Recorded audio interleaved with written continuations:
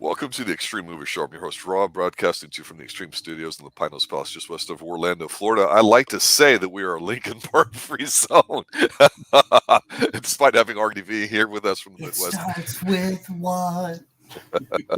and Professor Pixel from the Mighty Mouse area down south of Orlando there, too. Tonight, we're going to be talking about a treat, if you will, called Night of the Shark, starring Treat Williams, which is... it's a B, C, really, let's be honest, a C-level film because, gentlemen, even though this is in public Yeah. domain, it's not an American film. But you get a very hairy Treat Williams who has to hunt sharks. And I don't know. You guys got to tell me this because I don't even know where to begin. Is this a Jaws ripoff? Is it an action movie? Is it a Miami Vice episode? Is it a government spy thriller? I really don't know. It's a Treat Williams movie, and it's a B movie. That's right. And it's like, it's like if you're thinking you're going to go into a movie and like this is going to be an awesome movie, you are mistaken. It's Treat Williams, man. This was an Italian B movies, so I thought that was actually kind of cool.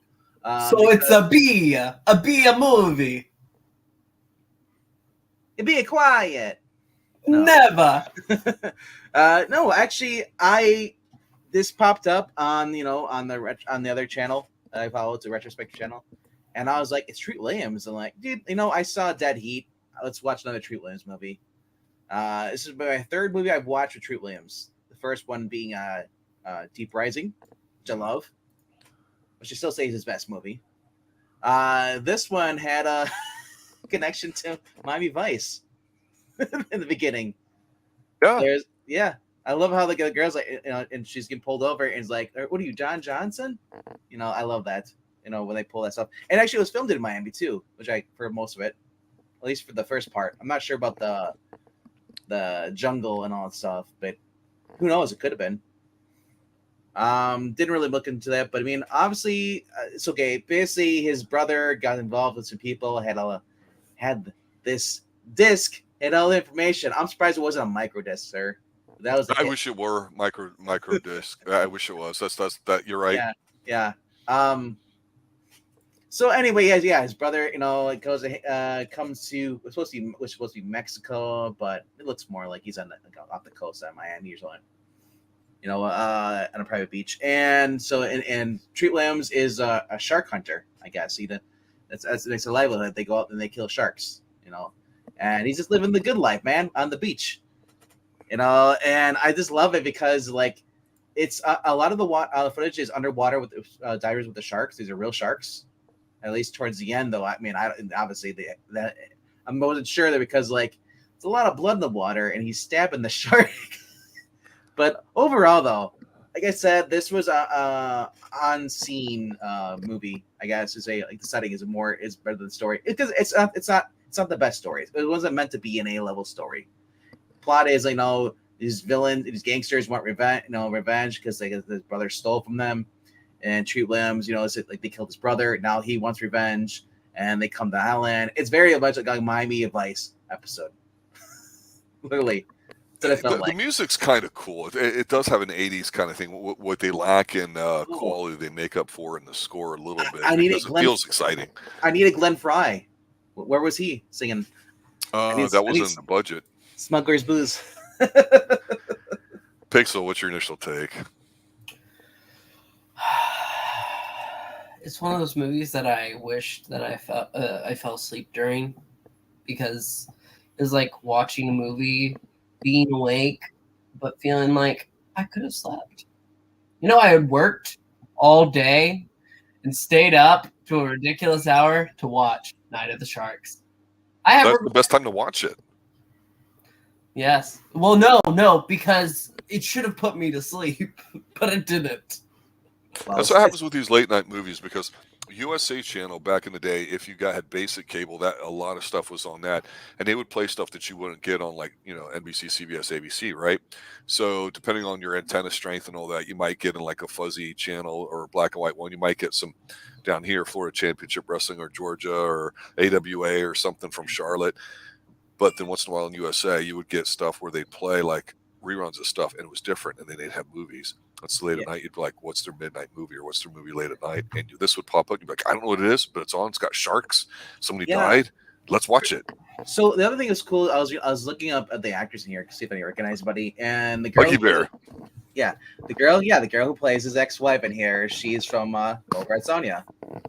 Mhm. She was in there too. The other guy who plays the priest is Christopher Connolly, which is his final film actually. Sad for this because he died of lung cancer this year, or that year came out in 1988. So that's why he seemed kind of raspy, kind of like he was breathing a little heavier. Because he wasn't acting. No, because he really was literally was dying. Sad.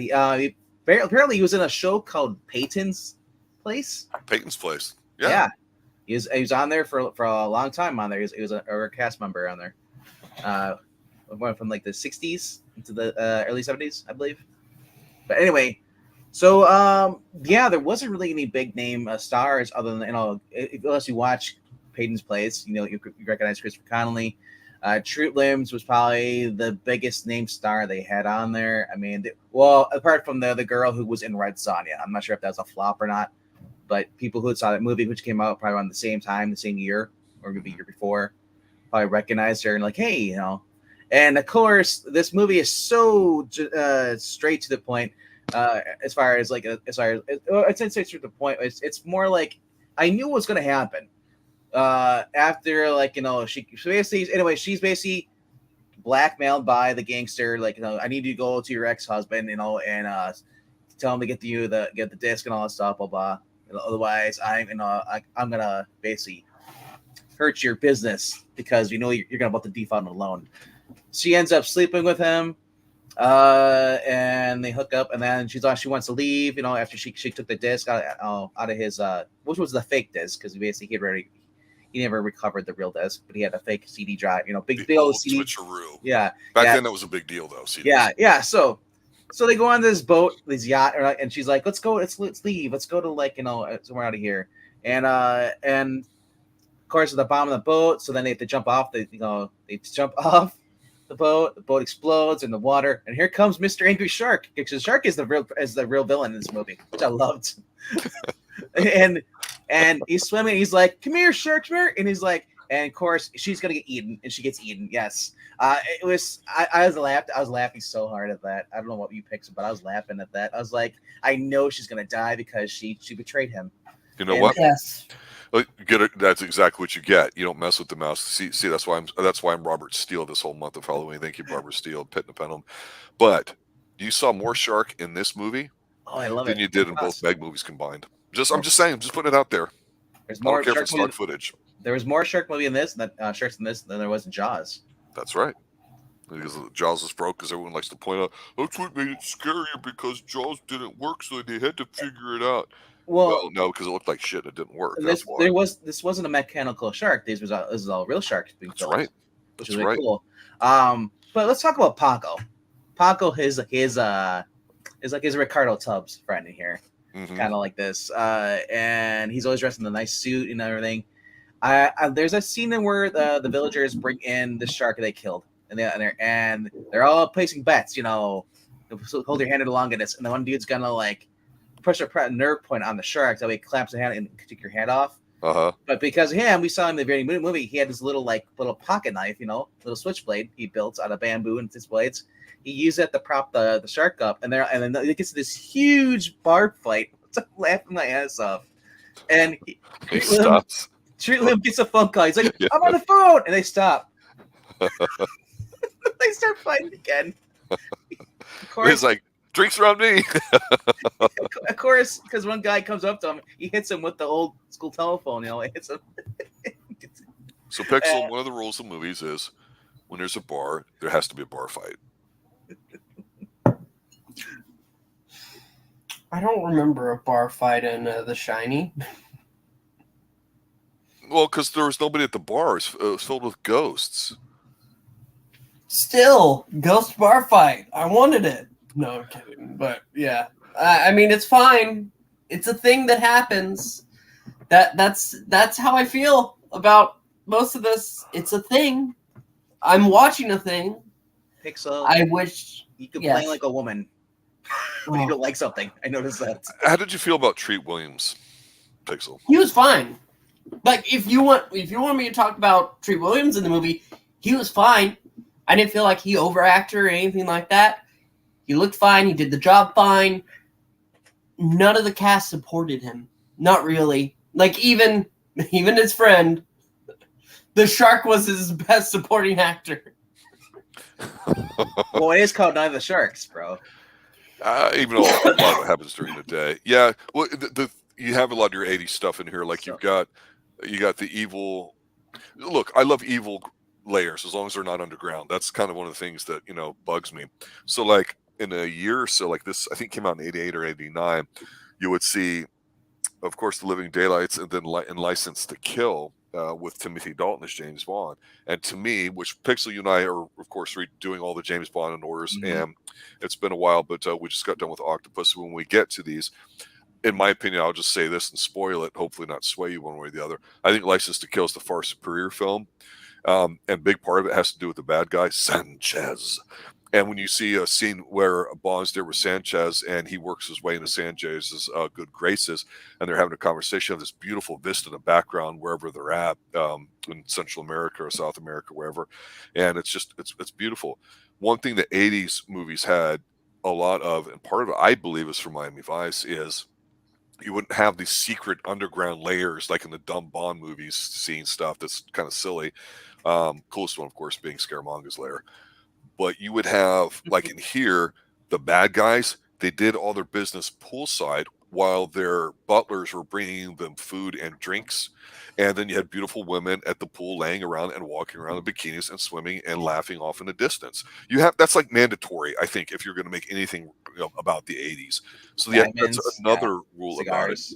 about it. After season 1 of Miami Vice, would you not agree there, RDV? Yeah. And I'm just saying, as far as the quality of the acting, this is basically like watching Miami Connection. I kept thinking about that. I'm like, this is kind of like Miami Connection was kind of the same kind of like very generic storytelling, very generic acting. Wasn't over the top, but it wasn't horrible. I think Pixel, you're just very curmudgeon on most films that you just don't like. Let me bring this up and see what you guys think. Kind of mention that, of course, this is Halloween. There was a guy that acted, and I mentioned before that sometimes in RDV, I brought this up on Tuesday nights when we've talked about the older actors, and so Pixel, this is a kind of a key concept, is the context of what's going on at the time, where a lot of actors who served in World War II had a different sort of charisma about them, and of course movies were more about pro-America, pro-military, what some people might think is just good guy symbols, at least here in stateside America. Maybe it's not viewed that way overseas. But some people that went through bombings and stuff like that in Europe, say Britain, for example, I'm thinking of Halloween. And of course, I'm thinking of Dr. Loomis. The reason why I say that is because even though Halloween 4 and 5 came out and the mask looks really stupid and childish, you basically had that actor, Donald Pleasance, dying, and his last movie, I think, was Halloween 6, the one with Paul Rudd that you and I have talked about, RDV, right? So that was real too. But he loved to act, and he felt like if he wasn't acting, he would never get a chance to act again. That's the way I think of it. Treat Williams kind of reminds me of this, and that's why I'm bringing it up, because both guys are A-level talents, in my opinion. I mean, early 70s, Pleasance is a Bond heavy, and he's been around forever, 60s, 70s, 80s, you name it.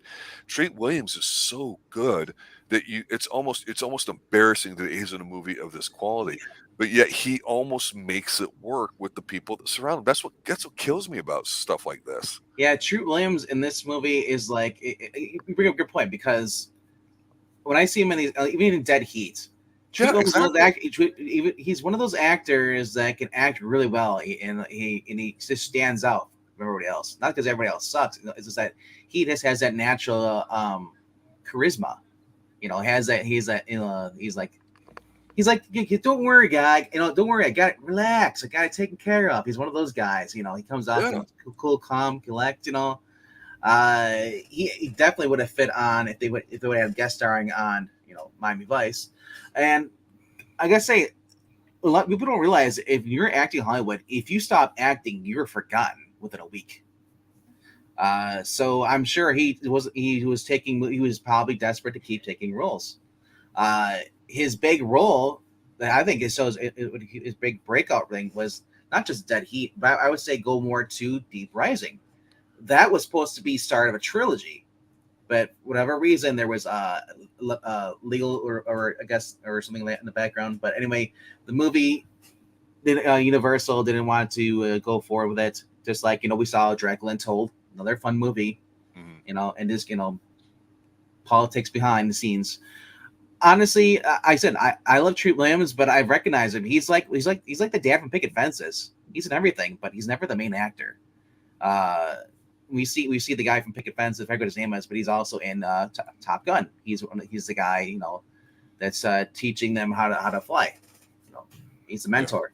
And that's what Treat Williams is kind of like. His character is like that, and I respect him for sticking along with it, going to TV movies, because a lot of people would be like, "Well, TV is beneath me. I'm not going to do TV."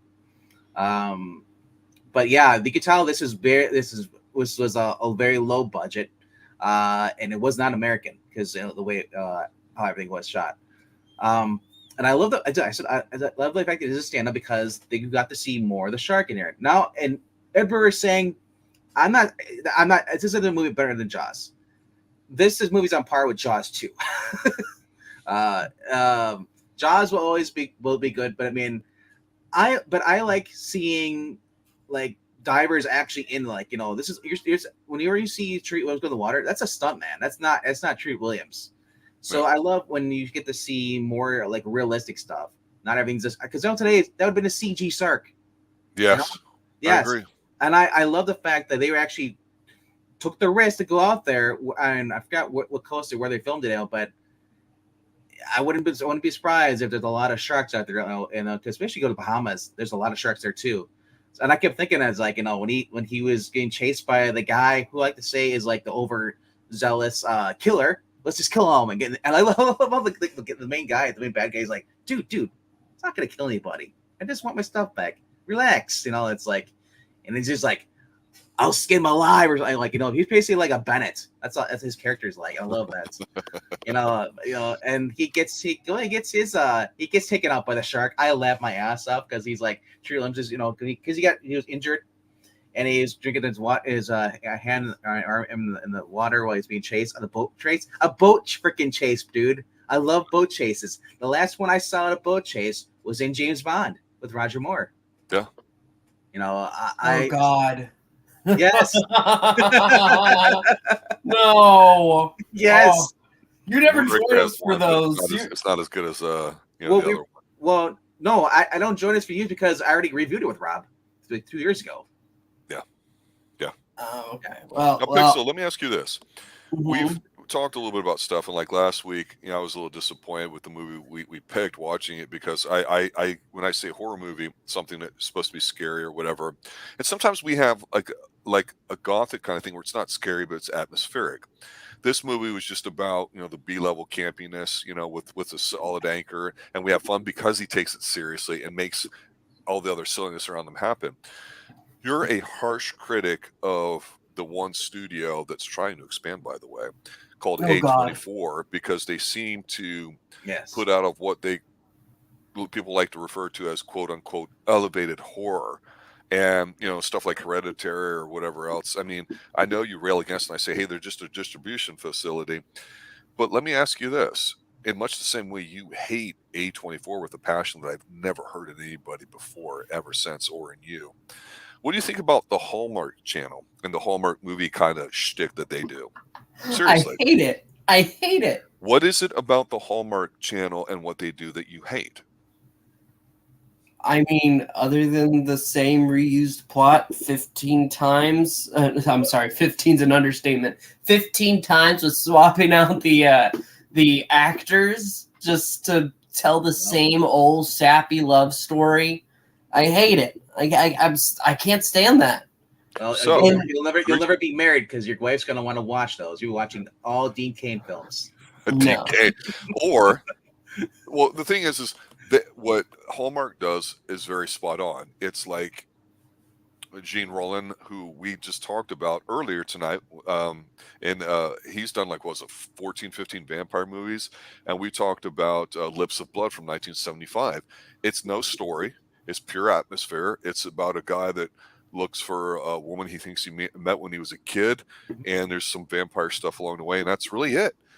So the Hallmark Channel does a similar thing where, and this all has a point, of course, of Treat Williams, where they put out, especially for Christmas, a certain type of movie. Yes, it's schlocky. Yes, it's dumb. Yes, it's stupid. And you're right. It's the same format that you quickly look at and recognize and go, man, that's stupid. That hates. But the question is how good do they do it? Because they have a stranglehold on that, much like Catholics do exorcism movies. Okay.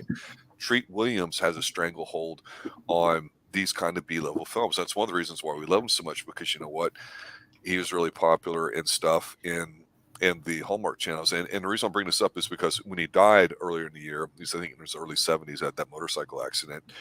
I think he was starring in the show, and I don't know if it was over. And RDV and I had talked backstage a while back about Treat with some goofy stuff. He was in something called Everwood, and stuff that pops up like Virgin River on Netflix and other things that have been out 4, 5, 6 seasons are all kind of silly, all kind of predictable, all kind of whatever. You know it's coming. It's the person in it that makes it worth watching, and Treat Williams is one of those guys. I would watch that show, and I have no idea, except maybe he's a doctor in like a small Canadian town, because it's Treat Williams. Yeah. He's got that kind of connection. And he's playing the father figure too, because he has a son in that show. Exactly. So which made it awesome. Yeah. Now, Pixel, I don't know, but and this is going to sound stupid, but I'm being serious when I ask this. Can you see that out of Treat Williams? And if so, did you see that in this movie? I didn't see that in this movie. Wow. See, this movie is just, it's such a B-level film. But it's not. You said yourself when we started, it's below that. It's a C-level film. It's a D-level film. It's not.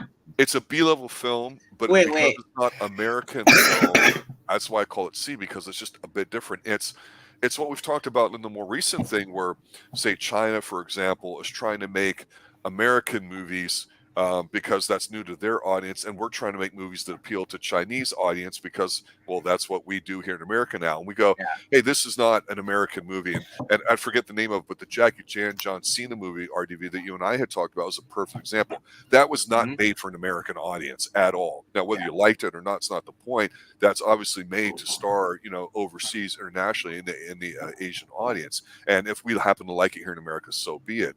But that's where I would disagree. The Treat Williams might have said, hey, I'll star in this. And yeah, I don't care if it's Italian or Argentinian or whatever it is. I'll go ahead and go into it. But it's their B-level film, which their B-level films are different. And look, the guy that we talked about, Gene Roland, we haven't seen any other movies or talked about him at least.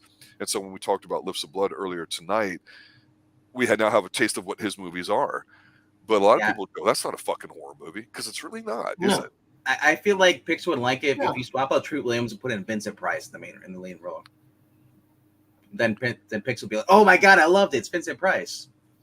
Well, who was in Jaws 3 or Jaws 4? Wasn't it? Michael Caine. Michael Caine, yeah. Jaws 4: The Revenge. Michael Caine's in it, and that was filmed in your neck of the woods, there, sir. Here, I think here in Orlando, Florida, by the way. I was going to say mine. It's filmed in. Yeah, no, right. But Treat is one of those actors where just because he's in it, I'll watch it, even though those movies he's in are not necessarily movies I would like to see. Much in the same way, Pixel, you wouldn't want to watch a Hallmark film, or, RDV, you have a tendency to not want to go to blood and guts, which I understand. So it is interesting because this movie, I don't know what to say. It's an 80s film. It's an 80s film, but it felt like it was straight to DVD, or if you could, or as we're saying, it's straight to bargain bin, as Ed's saying. And you know what?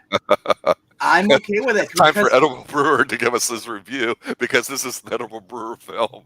There are a lot of movies that are the 90s TV movies that are basically the same, that very low budget. Yes. You have nobody actors. The reason I like this because, well, one, it takes place in Miami. Two, it was the 80s, so it's because everyone was as far as the actors, his character was more laid back, and he's living the life. He's just he can drink beer when he wants to. That's right. He's got an ex-wife. He was basically like the B-level Sonny Crockett. Yeah. I was missing was the Gator. Miami back in the 80s was really getting run down and ragged, and the late 80s, early 90s, partly because of Miami Vice. There is much more of like a revitalization in it now, and of course now it's pretty much all a dumping ground for foreign money, basically. And if you can only speak English down there, you're not going to get very far. That's just how it is. Well, that was Miami Vice is always them people trying to do coke deals. And well, Oh, South yeah. Beach, where a lot of Miami Vice is filmed, even though they filmed it everywhere in Miami and all those areas around there, when you look at the buildings in the back and see how old and decrepit and everything they all look Oh, to, and yeah, how I love it. scummy and run down it looks. I mean, not that it's a horrible city, and it's just that Miami from the 70s, 80s is not the Miami of today or whatever. It still has No. that feel to it. Just Tampa's an older city as well, and nobody really gives a shit about Orlando. And definitely not Jacksonville, so that's why nothing's filmed there. Like I said, going It's into this, it's a Treat Williams film. If you expected to be like brilliant, or super entertaining, you don't know Treat Williams films. I said his most exciting role was in Deep Rising. That was your horror comedy, but dark comedy, I guess, because you can't have horror and comedy according to Rob. You can't, because comedy's not scary. When the karma gets the bad guy and he gets, help me. That's not scary. It's funny.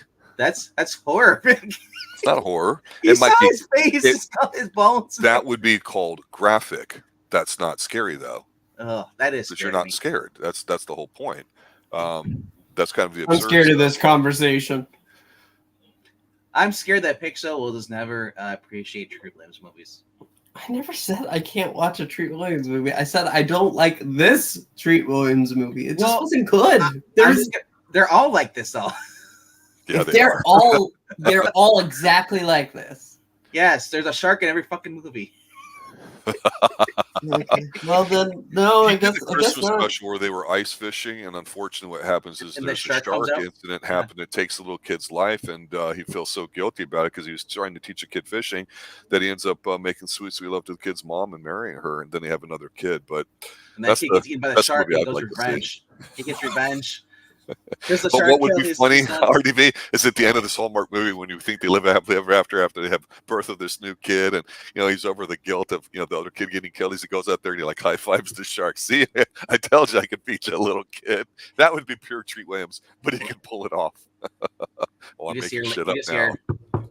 Land shark. Yeah, pizza delivery. All right. So there was an R.L. Stine movie that just came out, I think, on Netflix or one of the streaming services that had Dan Aykroyd and Chevy Chase, and I went, "Oh, it's 2023. Chevy Chase is actually still showing us some stuff. Let me put it on." And this is obviously made for preteens. It's very like Goosebumps. It's not Halloween Town, I think, is what it is. Oh, and so I'm watching it, and the production values are fine. Chevy Chase his timing is just incredible. Dan Aykroyd is always solid. And I'm watching this. The writing's horrible. The main kid's bad. The forced so-called love interest, blonde girls. I don't know. It's horrible. It's horrible and not watchable. And it's as horrible as, say, Hubie Halloween.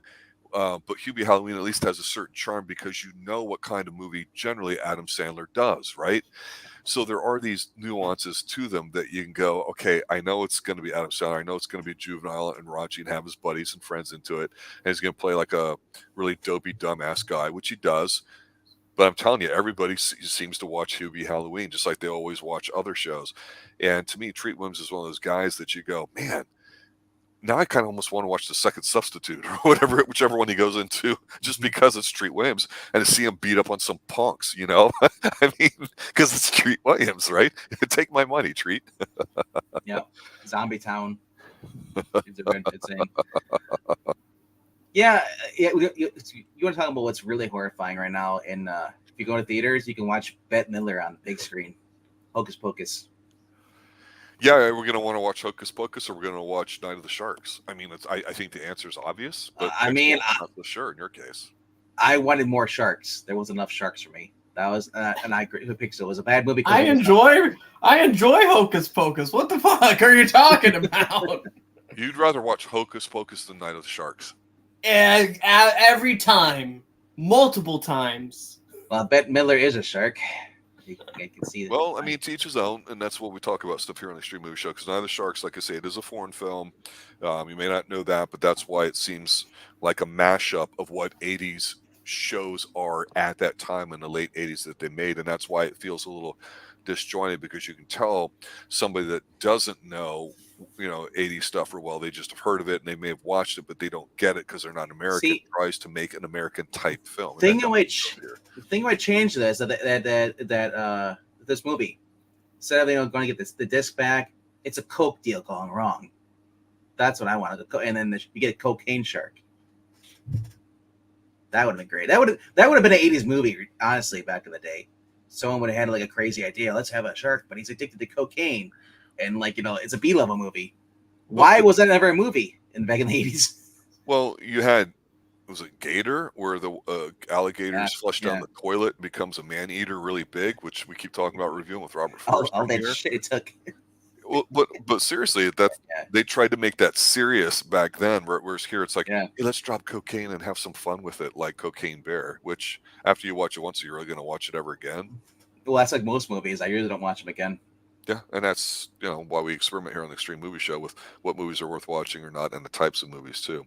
Pixel, let's hand it over to you because you get really super quiet when you don't like something. And you know what? As a professional, a young developing 20-something professional in the field of podcasting, live streaming, whatever terms you'd like to use, media influencer, I don't know, but I feel like you should have some more to say before we close it up. I don't know what else I could say. I just feel like educate the audience. You can. I know I've seen Treat Williams and some other things, but they must have been better than this because I don't remember just feeling so dissatisfied. I hate when I feel like a movie is a waste of time. I despise the movie Jupiter's Ascending, and I should have left, but it didn't feel like a waste of time because I learned what one of the worst movies of all time is. This isn't even that. This is a movie that should have been mediocre, but it feels even worse. And it's not Treat Williams' fault, but Treat Williams doesn't really help it. Treat Williams is not somebody that stands out enough to make up for the bad around him. And that's elevates the material to a level it would not be at normally, sir.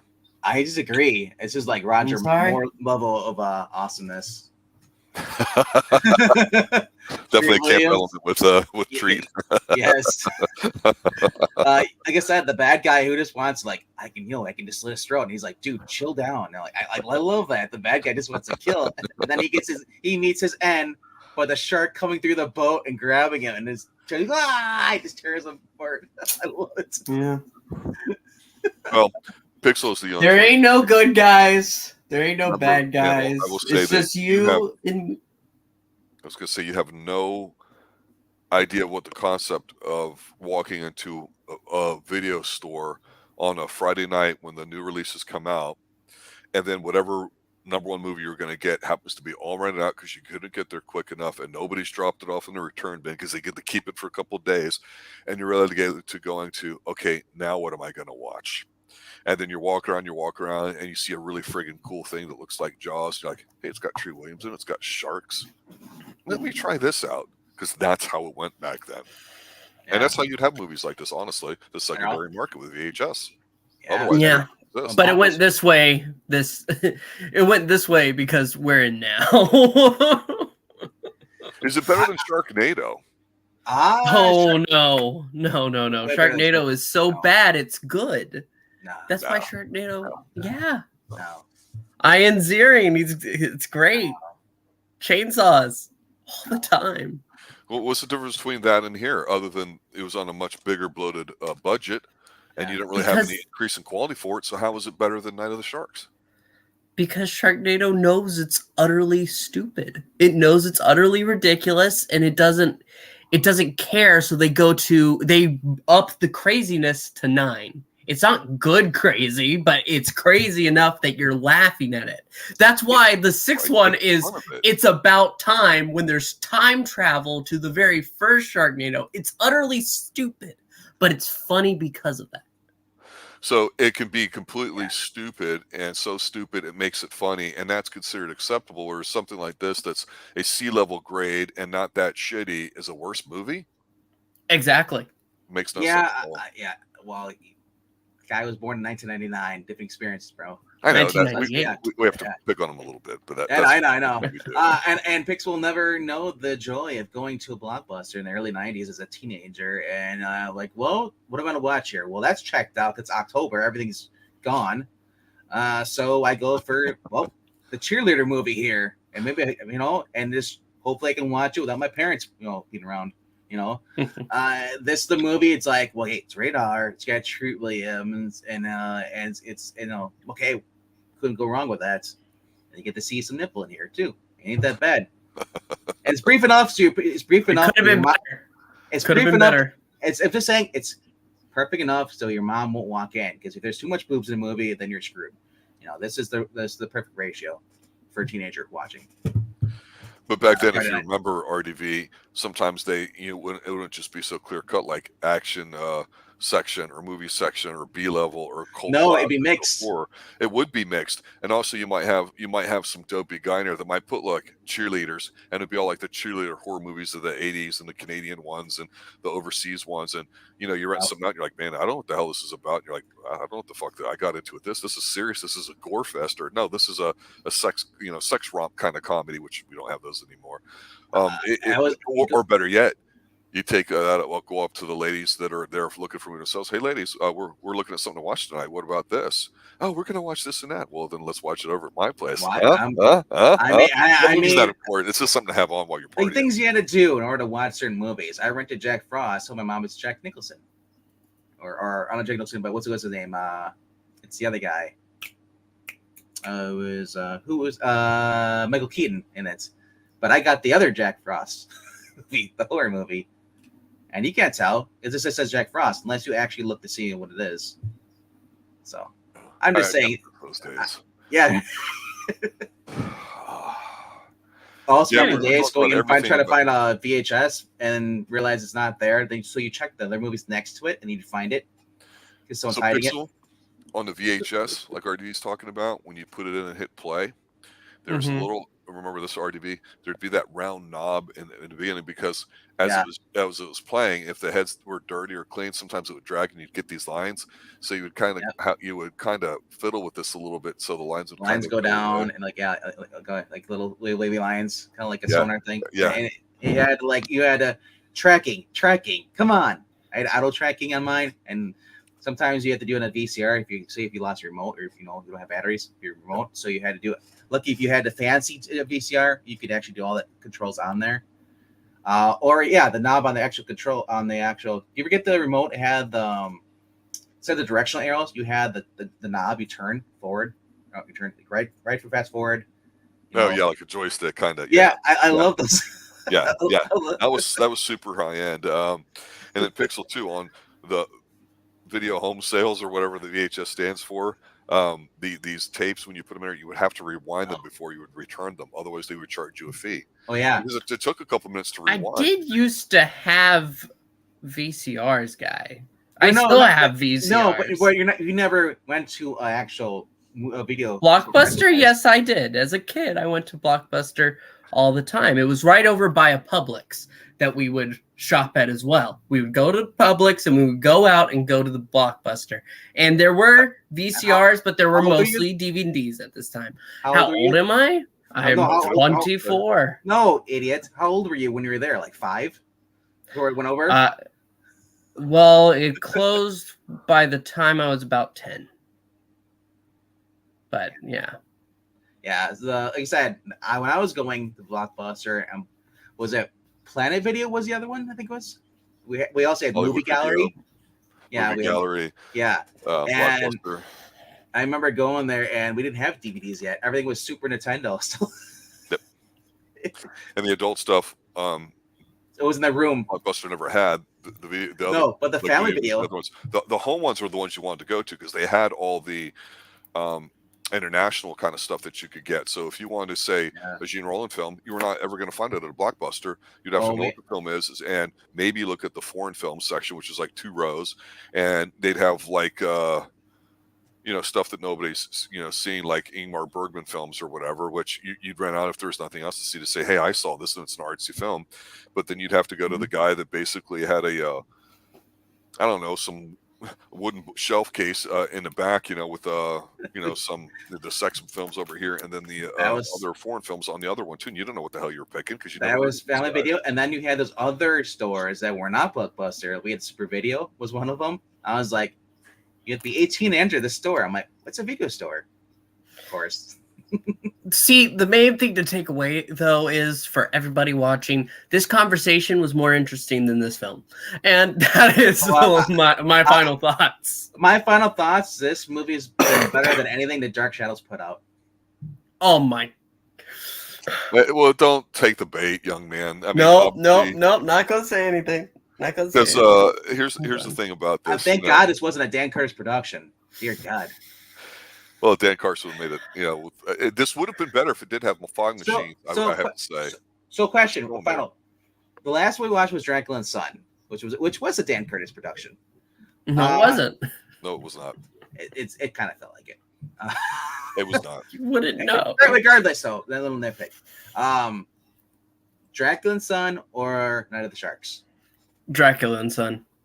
Night of the Sharks. It's not even close. The fact how much you complained about the previous movie, Dracula and Son, you didn't like that one, Pixel. I'm surprised that you're choosing that one over this. See, but at least there's two jokes that I can laugh at, and I can just look at Christopher Lee. See, that's what it is. I told you, Vincent Price was in this movie. Oh my God, I love it. That's true. That's true. Well, yeah, there's certain performances that stand out enough to draw attention. I just Vincent don't think Price has that voice, and Christopher Lee, he also has a voice, but he also has this way of holding Vincent himself. Price has that Missourian voice that everybody loves. But Treat Williams does not have any of that. Treat Williams should have been. Treat Williams has the cool factor. I'm sorry. I like him. Yeah, I will pick the next Treat Williams movie, and we'll do that as soon as Halloween is over because I already know what it is, and I'm not going to tell you guys for it now, but I will let you know backstage. Oh, so we're in for a treat then. No, it'll be a good one. I'm serious. I'm not joking. No, I'm serious because every time I go in a Treat Williams movie, I'm looking to see what's different from this one. I am going to pick what a lot of people think is his best performance in a film, and that's what we're going to watch. And so, Pixel, I'm keeping Mom's the word until when we go to do it. Right? In the 90s. I'll close with this because I mentioned the beat Curtis that is saying, because whenever you pass through one of those, you never knew what you were going to get yourself into, and that's always a sign of going a level deeper into the dark and unknown territory of a video store or wherever else. Pixel, instead of using your phone or your computer to look at porn, back in those days, you would go to these little peep show areas and you put like your quarter in, and then a screen would roll up, and one would be dancing there, and they'd ask you what you want to do, and you put more stuff in and all that. More time. Yeah.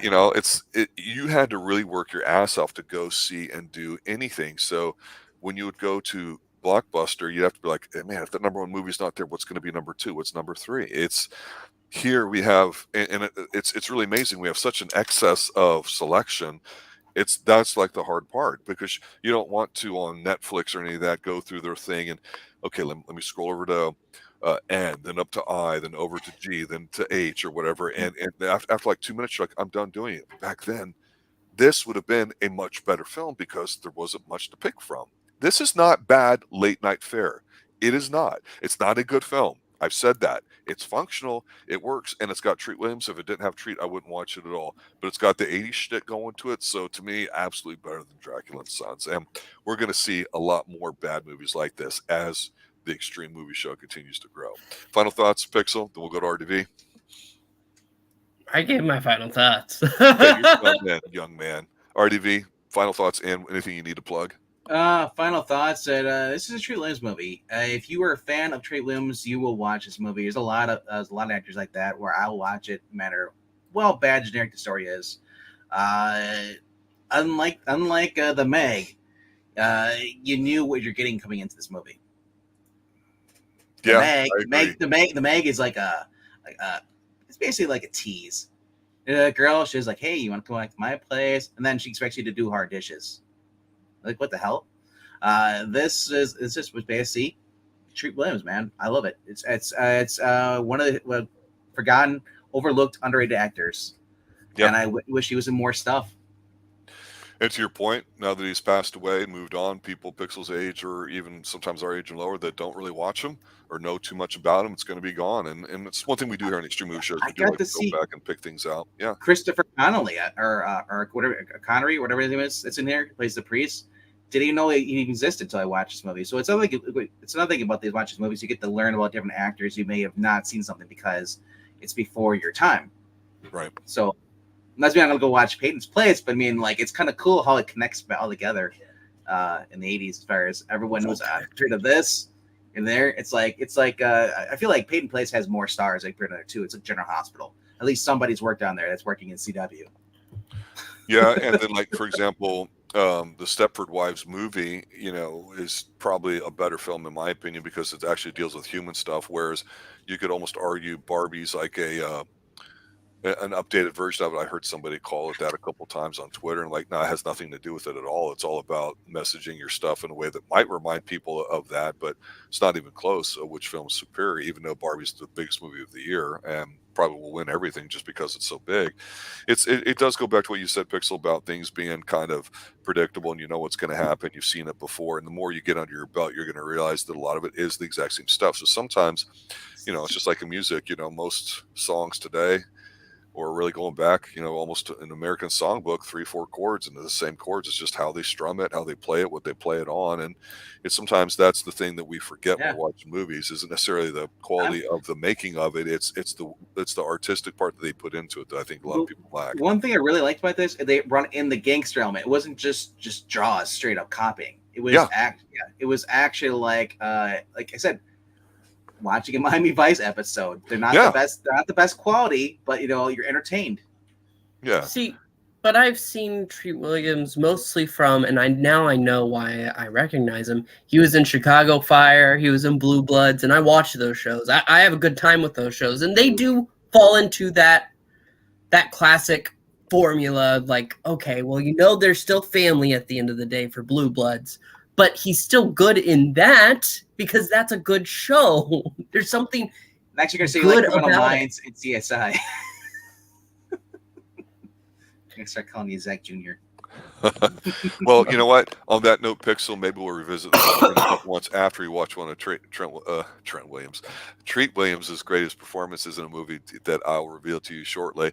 And maybe we'll just go into a Hallmark mood and watch what we think is a really good Hallmark film. I'm just saying, watching Christmas the one.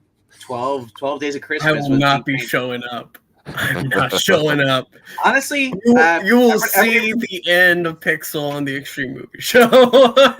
Hallmark is where I draw. Final thoughts you're on only Hallmark in it for when it's good for you, and that's just so selfish. Final thoughts on Hallmark movies. Yes, they are the same formula. You get the hot blonde, you get the good-looking guy, you get the either magic or whatever. Snow, whatever. Who cares? Christmas lights. The good thing about being a guy watching with your wife or your girlfriend is that there's hot girls on there. So you're not really watching something that's horrible. You're not watching like British Bake Off. You're actually watching something, and then because there's fuzzy sweaters. Yep, puts your girl in the mood, and then candles. So you win in the end, bro. I'm just saying. And I guess if I have to watch a Hallmark movie, I'm watching Dean Cain because Dean Cain's fucking phenomenal. We'll debate that as we get close to Christmas. Maybe we'll do 2 Hallmark movies, and then maybe next year, Pixel, we'll do season 1 of Evermore or Ever, whatever the hell it is, just because that's Treat Williams in it. This December, and it's a wholesome family TV show. Every Tuesday night in December. So fucking despicable. We're gonna do Hallmark Sundays and Hallmark Tuesdays on December. It's not despicable, Pixel. It's extreme. And there you go, ladies and gentlemen. Thanks for tuning in, guys. Thanks for the new guys, Steve and other people that have joined recently and have popped into. Again, if you have any requests about something, let us know. Tuesday night, obviously, Artie Value going to be continuing our horror movie as we continue through October. And then next week with Pixel, we'll be continuing as well with Mission Impossible Season 1, the original TV show. We'll be doing episodes 11 and 12. So check that out. And we may be going early on something else where we'll pick another horror movie at 6 o'clock to be determined. And same thing at 7 o'clock. We're going to pick something from the list and go with that. But like I said, it's really fun that you guys show up and give us your feedback and let other people know that we exist. Our watch time's starting to go up, which is obviously important for the channel as well as our subs. And we appreciate doing all the stuff there too. So thanks for showing up, guys. And then, of course, you to RV and Professor Pixel, even though you hate some of these films, you're bringing that Gen Z or whatever the hell thing It's view to Zoomer. us too, which is we compare and contrast to, because that's what happens here on the Extreme Movie Show. We actually talk about the movie and how it compares to other stuff, and that's what makes us unique. Good night. Stay extreme. This was not a Dan Curtis production.